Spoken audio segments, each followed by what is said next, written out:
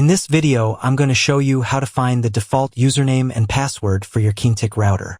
Begin by checking the label located on the back or bottom of your router. This sticker contains a lot of important information about your router. Look for a section called Router Login or something similar.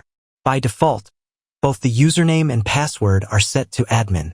You'll need to input this login information on the router's login page. If you can't find the login details on the label, you can try using admin as both the username and password. Occasionally, the login information could be wrong. In this case, you must reset the router to the factory settings. For a step-by-step guide on resetting your router to its factory settings, make sure to check out my other video, and then try to enter again. It will definitely help you.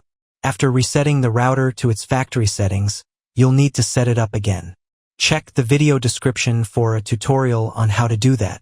If you found this video useful, please give it a like and drop a comment.